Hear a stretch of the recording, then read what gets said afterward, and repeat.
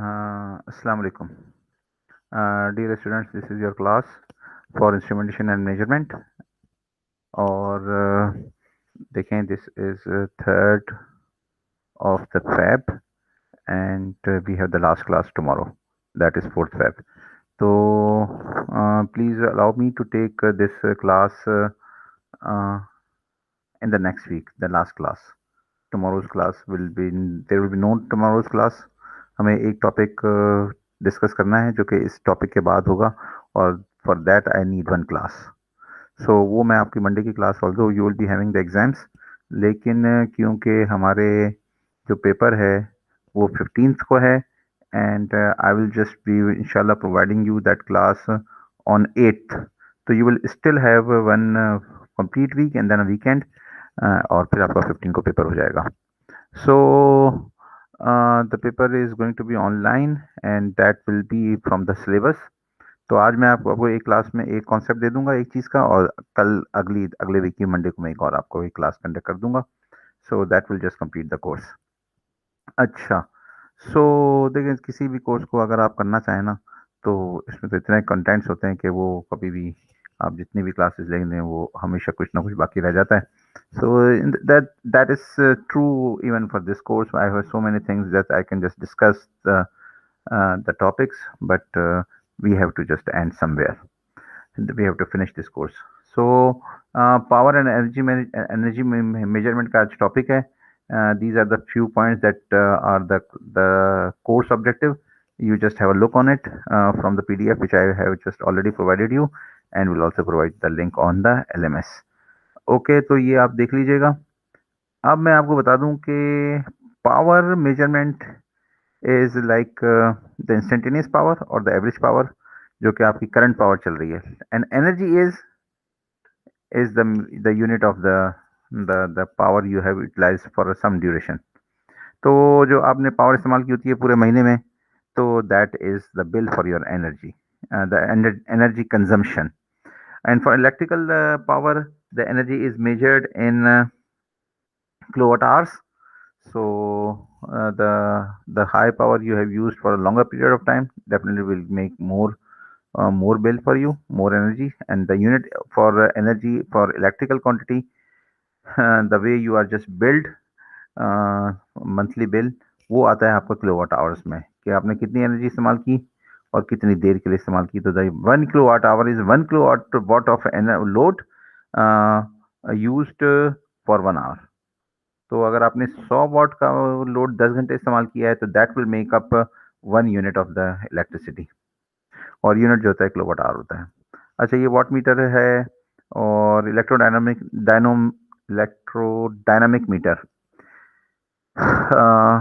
कैसा मीटर होता है.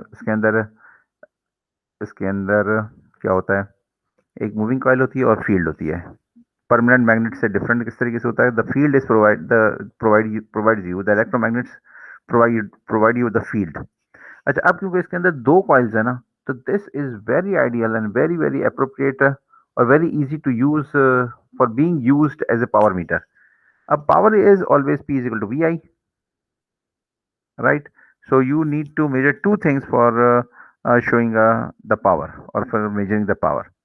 And the power comes in watts or vars, depending on what type of power you are measuring. There is apparent power, the real power, and the reactive power. तो ये जो है ना, V is equal to I, V is equal to I, it is just apparent power. लेकिन average power is given by P is equal to cos, ये ना, P is equal to VI cos, और reactive power is given by PV is equal to VI into sin theta, sin of theta.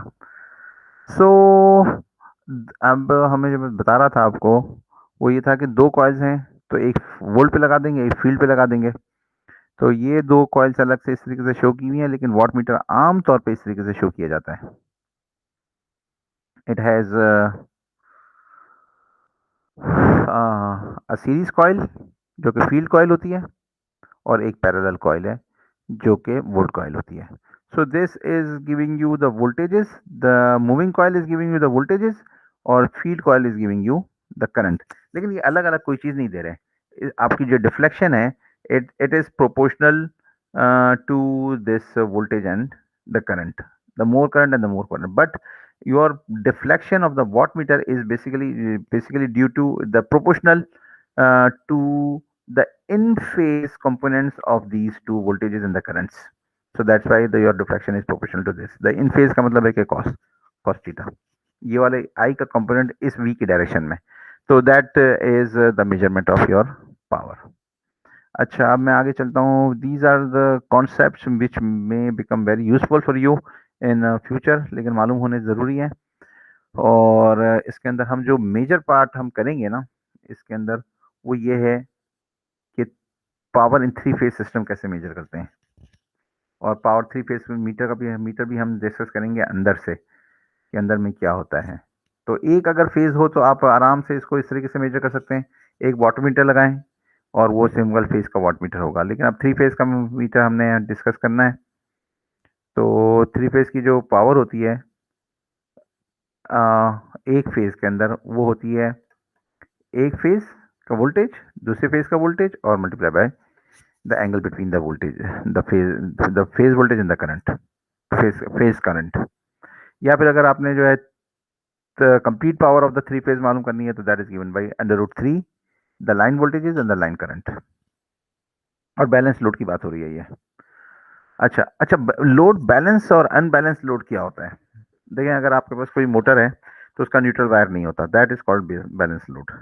And whenever there is a balance load, even if you connect a neutral with simple some calculation, some maths, we can show it that the current of the neutral wire is zero for a balanced load, and this is not zero, the neutral current is not zero if the current is not balanced. तो इसका मतलब ये हुआ कि for balanced load there will be no current from the neutral, and when there is no current through the neutral, that means that you can just exclude it. आप पूरे connection scheme में से न्यूट्रल को निकाल सकते हैं if the load is balanced. और balance load का मतलब क्या होता है. बैलेंस लोड का मतलब ये होता है कि तीन फेज के ऊपर जो लोड लगा हुआ है तीनों एक जैसा है, and it is consuming the same amount of current. और वोल्टेज तो जाहिर बात है कि तीनों का बराबर है, क्योंकि वो तो सप्लाई वोल्टेज होता है जो कि बाहर से आ रहा होता है, यानी यूटिलिटी कंपनी से आ रहा होता है. तो voltage is same, and for balance load उसकी रेजिस्टेंस भी सेम होती है, तो इम्पीडेंस भी सेम होती है, तो वो करंट भी सेम ड्रॉ करते हैं. That is called balance load, और उस सूरत में न्यूट्रल करंट जीरो होगा. अच्छा, तो हम जब भी फेज के साथ मीटर कनेक्ट करेंगे for powering measuring the power of the three phase, तो ये एक सिंपल सी टेक्निक है. हम क्या करेंगे, न्यूट्रल मौजूद है, अगर ये अनबैलेंस लोड है तो न्यूट्रल मौजूद होगा. और अगर ये बैलेंस लोड नहीं है तो फिर, अगर ये बैलेंस लोड है ये यहाँ से, तो आपके पास neutral sometimes is just not available. तो बैलेंस नहीं, मैं आपको सही नहीं बता सका. क्या बताना चाह रहा हूँ मैं आपको, कि अगर ये बैलेंस लोड है और न्यूट्रल कनेक्टेड है, मौजूद है, तो आप इस तरीके से, या अनबैलेंस लोड है तो न्यूट्रल मौजूद है, ये किसी भी सूरत में बैलेंस है या अनबैलेंस है, न्यूट्रल मौजूद है, तो आप इसको इस तरीके से कनेक्ट कर लें. अब क्या कनेक्ट किया हुआ इन्होंने, देखें, हर फेज के साथ एक कॉइल, फील्ड कॉइल जो होती है, ये वाटमीटर को शो करने का तरीका है. तो एक कॉइल को सीरीज में लगा दिया और एक कॉइल को न्यूट्रल के साथ कनेक्ट कर दिया. इसके साथ भी ऐसा ही हो रहा है, फेज के साथ सीरीज में, दूसरी कॉइल न्यूट्रल के साथ. तीन कनेक्शन होते हैं, फेज वॉट मीटर के तीन कनेक्शन होते हैं. तो वो तीन कनेक्शन यहाँ पे लगे हुए देखें, एक पे सप्लाई आ रही होती है, एक पे लोड कनेक्ट हो जाता है, और एक कॉमन टर्मिनल होता है जो कि लोड पे भी जा रहा होता है और सप्लाई का भी वो कॉमन होता है. तो तीन टाइप तो होते हैं, एक, दो और तीन.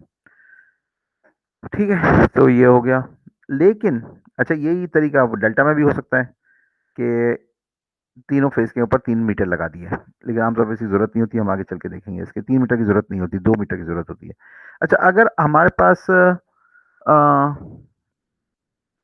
इफ, ये तो वाली बात हो गई है. अच्छा, अब अगर हमारे पास हम बैलेंस लोड है, तो हम क्या करें, एक फेज का वोल्टेज मालूम कर लें और 3 से मल्टीप्लाई कर दें. कैसे, कैसे कैसे कैसे, यहाँ पे था 3 वाट मीटर मेथड, फिर कहाँ था, ये रहा। तो the power is equal to 3 PV1, 1 meter पे मेजर करें और 3 से मल्टीप्लाई कर दें, अगर बैलेंस है तो फिर 1 मीटर की जरूरत होगी, सिंगल वाट मीटर मेथड हो गया ये। अच्छा, अब अगर सिंगल वाट मीटर मेथड है और आप इसको इस्तेमाल करना चाह रहे हैं और आपके पास न्यूट्रल अवेलेबल नहीं है, तो न्यूट्रल इस तरीके से बनाया जा सकता है, क्योंकि 3 तार हैं लोड के, तो न्यूट्रल तो है ही नहीं ना, पावर सप्लाई साइड से न्यूट्रल आ रहा है। तो इसका जो ये वॉट मीटर का ये वाला जो कनेक्शन है, जो कि आपने वोल्ट को मेजर करने के लिए कॉइल इस्तेमाल होती है, वो कहाँ लगाएंगे, जो कॉमन टर्मिनल होता है लोड और पावर सप्लाई का, ये वाला कनेक्शन। तो उसके लिए ये एक तरीका प्रोपोज किया हुआ है कि एक बैलेंस किस्म का लोड लगा दिया जाए यूजिंग 3 रेजिस्टर्स हाई वोल्टेज के और हाई वैल्यू के, और ये जो पॉइंट होगा, तीनों फेज के ऊपर 3 रेजिस्टर लगेंगे और तीनों रेजिस्टर आके कॉमन हो जाएंगे एक पॉइंट पे। इस वाले पॉइंट पे ये तीनों रेजिस्टर कॉमन हो रहे हैं, उस पे वाट मीटर का कॉमन टर्मिनल लगा देंगे। तो ये तरीका हो गया एक। अच्छा, अब जो हम जो असल जो क्लास में डिस्कस करना चाह रहे हैं, that is 2 watt meter method. मतलब 3 मीटर के लिए लगाने की इस तरीके से जरूरत नहीं है, बल्कि 2 वाट मीटर में के अंदर आप मीटर को लोड मीटर 2 मीटर इस तरीके से लगा लें। अब देखें 2 मीटर लगाने का तरीका क्या है कि एक के साथ तो सीरीज के साथ करंट मीटर की कॉइल लगा दी 1 वाट मीटर की, दूसरे के साथ दूसरी मीटर की करंट कॉइल लगा दी जो कि फील्ड कॉइल होती है। जो वोल्ट कॉइल होती है उसको आपने दोनों मीटर को ला के तीसरे फेज के उस पर लगा दिया, क्यों 3 मीटर तो है नहीं, तो तीसरा फेज बिल्कुल खाली होगा, सीधा पावर सप्लाई से आ रहा है और लोड पे जा रहा है, लेकिन हमने वाट मीटर्स के कॉमन टर्मिनल्स यहाँ पे कनेक्ट किए हुए। ये बात हो गई, ठीक है। So the power is basically equal to तीन तीन वाट मीटर के मेथड में, अगर phase current and phase voltage, the second phase current and the second voltage, and the third phase current and the phase voltage, phase की बात हो रही है, तो ये इसके बराबर होगा। लेकिन हमने ये सारी चीज़ें अवेलेबल ही नहीं है हमारे पास 2 वाट मीटर मेथड में। 3 में तो है, डेफिनेटली 3 में तो ये सारी चीज़ें आ रही हैं, फेज करंट भी आ रहा है, फेज वोल्टेज भी आ रहा है, लेकिन 2 वाट मीटर के मेथड के अंदर ये चीज़ें सारी नहीं आ रही, because you have only use 2 watt meters. तीसरे में तो लेट्स से कि बी में है, तो बी में तो लगाया ही नहीं है वाट मीटर, तो आई बी और वी भी नहीं आएगा। बजाय इसके क्या आएगा, इस वाले कनेक्शन स्कीम के अंदर दोबारा से देखें, आइदर इट इज स्टार और a delta connection, we are just using one watt meter with one phase, the second watt meter with the second phase, and the common terminal, the third phase is just used for the common terminal of the watts. अच्छा, अब इसको जरा देखिएगा, ये watt meter क्या देगा, ये current देगा IA, ये करंट क्या देगा IB, IA और IB, ये करंट देगा।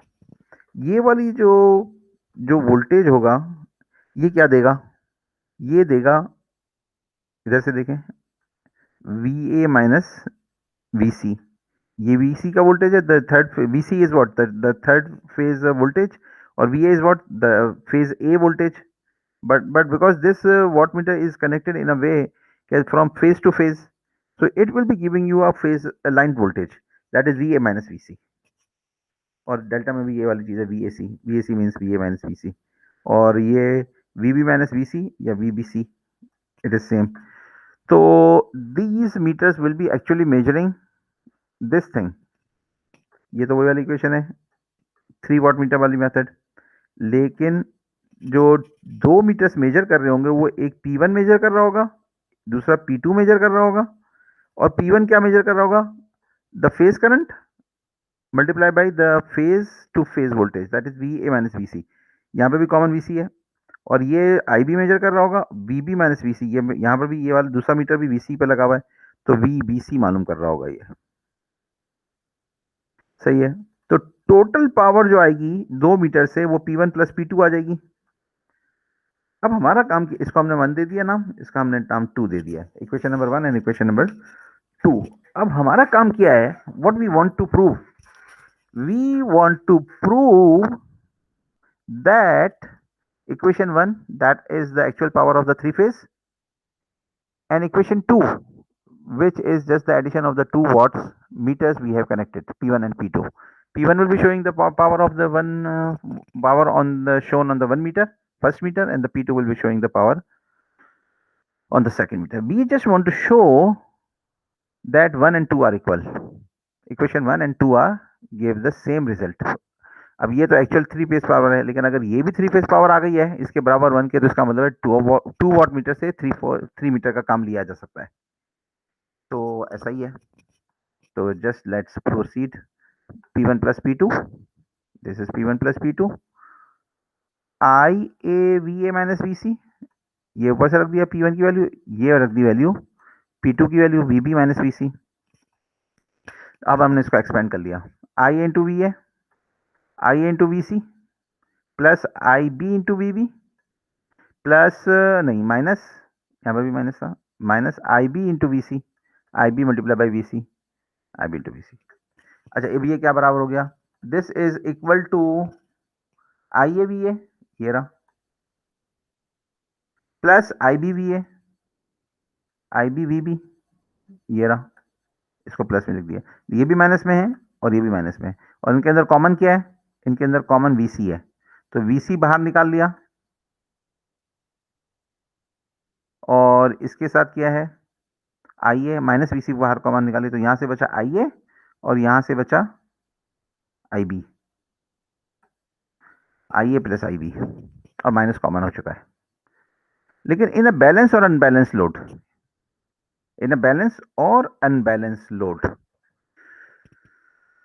अनबैलेंस लोड की भी बात हो रही है, द करंट थ्रू द ये वाली जो बात है ना, ये वाली बात कि न्यूट्रल के अंदर सिर्फ और सिर्फ करंट इस्तेमाल होता है, तो वो सिर्फ बैलेंस लोड की बात हो रही है, सॉरी ये वाला नहीं, ये वाली बात नहीं हो रही, इसको काट दें please. In balance load this is true, IA plus IB plus IC, neutral wire में से जो करंट होता है वो सिर्फ बैलेंस लोड के अंदर जीरो होता है, ठीक है। तो this is IB, IA plus IB, इस माइनस इस IC को हम दूसरी साइड पे ले गए माइनस IC, लेकिन ये IA plus IB is equal to minus IC, इस वाली इक्वेशन में पुट कर दें तो IA प्लस IB की जगह पर यहाँ पे, तो ये माइनस IC आ जाएगा। तो हमने क्या किया कि दिस ये जो चल रहा था P1 plus P2 is equal to IA plus into VA IB into VB, ये, और यहाँ पे जो VC था माइनस VC के साथ IA प्लस IB की जगह पे हमने रख दिया माइनस IC, तो ये minus VC into minus IC हो गया, माइनस माइनस प्लस हो गया, और ये हो गया प्लस IC इंटू VC यहाँ पर, और ये किसके बराबर आ गया, ये सारी चीज ये इक्वेशन नंबर 1 के बराबर आ गई, IA into VA IB into VB IC into VC, और यहीं पर यहाँ पर भी ये चीज है। इसका मतलब है कि the power is measured using 2 watt meters is actually equal to 3 watt meters। अच्छा, तो ये वाली चीज है स्टार में भी जो है वैलिड है, और ये डेल्टा में भी वैलिड है, और यही वाली चीजें यहाँ पे भी लिखी है।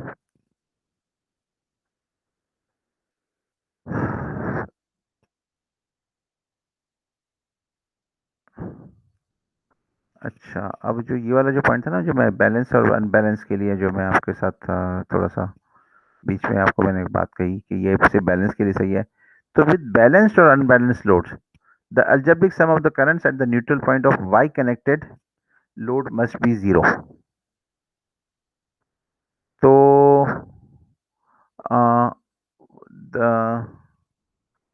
the algebraic sum of the currents at the neutral point of y connected load must be 0 for 3 phase supply for 3 wire system, for a 3 wire system। देखें पॉइंट है यहाँ पर, ये जो मैंने आपके पास पॉइंट पेश किया था कि this is true for balance और अनबैलेंस, मैंने यहाँ से आपको कटवाया ये वाली बात, कहाँ पे प्लीज ये देखें, फॉर बैलेंस और अनबैलेंस लोड, लेकिन ये अनबैलेंस लोड के साथ न्यूट्रल वायर का करंट जीरो नहीं हो सकता, अगर न्यूट्रल वायर कनेक्टेड है, लेकिन अगर न्यूट्रल वायर कनेक्टेड ही नहीं है तो इसका मतलब वहां पे करंट हो ही नहीं सकता। तो इसका मतलब है कि I A plus I C plus I B for a neutral wire it's zero, वहां पे वायर ही कनेक्टेड नहीं है। तो इसका मतलब है कि थ्री दीज जो टोटल करंट होगा वो जीरो होगा। वो ये वाला पॉइंट था for a three wire supply for Y connected with balanced or unbalanced load, the algebraic sum of the currents at the neutral point of y connected load, y connected load, neutral point of y for a three wire system। Three wire system का मतलब है कि Y connected load में neutral point available है और वो neutral point power supply का neutral point है। लोड्स के साथ वो न्यूट्रल पॉइंट नहीं जा रहा क्योंकि थ्री थ्री वो थ्री वायर सिस्टम है। तो अगर अगर होगा तो फिर this is just true, this in that case is true.